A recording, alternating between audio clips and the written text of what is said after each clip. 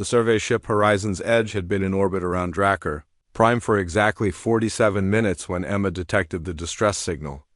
She leaned forward in her seat, fingers dancing across the holographic display, her dark eyes narrowing at the readings.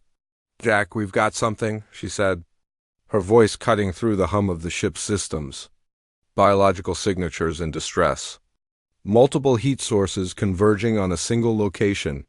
Jack turned from the navigation console, his weathered face creased with concern. At 42, he was the oldest human in the survey team, and he'd seen enough alien worlds to know when something was wrong. Coordinates? Canyon system, northern hemisphere. Looks like... Emma paused, her breath catching. "Jack, those heat signatures are massive. And the distress call, it's not electromagnetic. It's psychic." The Drukhari were known throughout the Galactic Coalition as one of the most fearsome species in existence. 7 feet tall at maturity, covered in scales harder than titanium, capable of channeling their internal fusion cores to breathe plasma hot enough to melt starship hulls. They were warriors, philosophers, and traders, but they were not known for asking humans for help. "We're going down," Jack said, already plotting the descent trajectory. Emma didn't argue. That was one of the things Jack appreciated about her. 3 years flying together, and she understood that some calls couldn't be ignored. Regulations be damned, the canyon was a slash of crimson rock against a purple sky, twin suns casting harsh shadows across the jagged landscape. Jack brought the shuttle down on a narrow ledge, the landing struts barely finding purchase. Through the viewport they could see the situation immediately. A young Drukhari child, no more than 5 feet tall, lay crumpled at the bottom of a ravine, one wing bent at an unnatural angle. Above, on the canyon rim, 3 adult Drukhari paced frantically. The walls were too steep, the distance too great. Their flames licked uselessly at the air, unable to reach their fallen offspring. "The walls are unstable," Emma said, scanning the rock face. "Any attempt to fly down or climb will trigger a collapse. That's why they can't reach it." Jack was already moving toward the airlock, pulling on his environmental suit. "Run full structural analysis. I need a safe path." "Jack, you can't..." "Emma." He looked at her, and she saw something in his eyes she'd only glimpsed a few times before.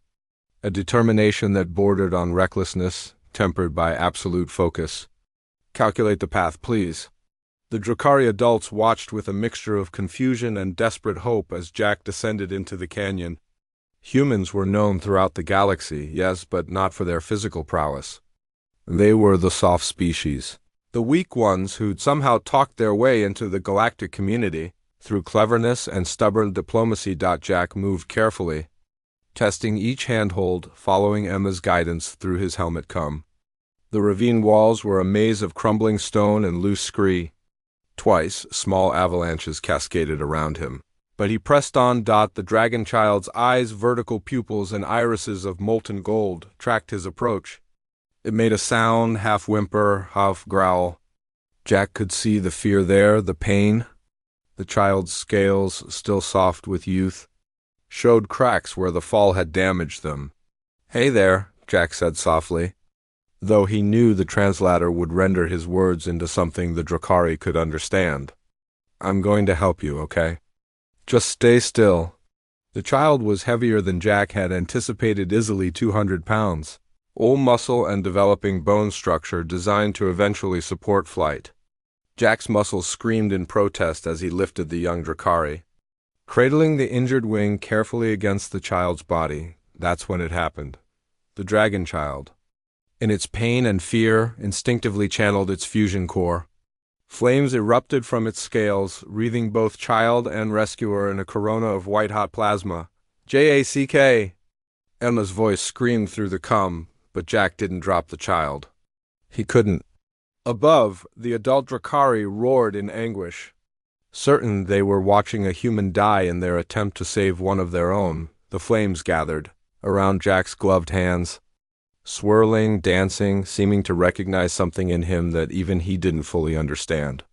The environmental suit should have failed immediately. The synthetic materials should have melted. Jack should have been Ash. Instead, he held on. Humans, the galaxy was learning, had a peculiar relationship with fire. They were one of the few species to have domesticated it before achieving sentience. They carried it with them across their world, used it to forge tools, to cook food, to warm their homes. While other species evolved to breathe fire or generate plasma, humans had learned to hold it, to respect it, to dance with it. The flames recognized this ancient partnership. They curled around Jack's hands like curious serpents, hot enough to kill, but choosing instead to simply ... be. "The path is clear," Emma's voice came through, steadier now. 30 meters to your left, there's a route up." Jack climbed one-handed, the dragon child clutched against his chest, flames still flickering harmlessly around them both. His muscles burned, his lungs ached, but he didn't stop. Couldn't stop. When he finally crested the rim, the adult Drakari fell back in shock. Jack gently laid the child on solid ground, and only then did the flames dissipate. Winking out as if they'd never existed, the largest Drakari, the child's parent, approached slowly. It extended one massive claw and touched Jack's chest plate gently, almost reverently. "Human," it said, the translator rendering the Drakari's rumbling bass into something Jack could understand. "We have heard stories of your kind. How you walked with fire when you were young. How it taught you before you could teach yourselves. Today I understand." Jack looked down at his hands, still intact, still human. The environmental suit was scorched but functional. He met the Drakari's eyes. "Your child needed help," he said simply.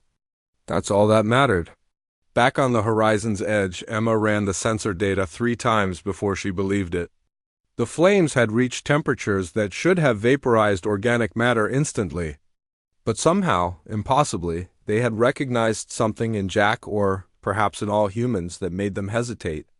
That made them remember an older compact between species and element. Jack stood at the viewport, watching as the Drakari family took flight, the young one's wing already splinted and healing.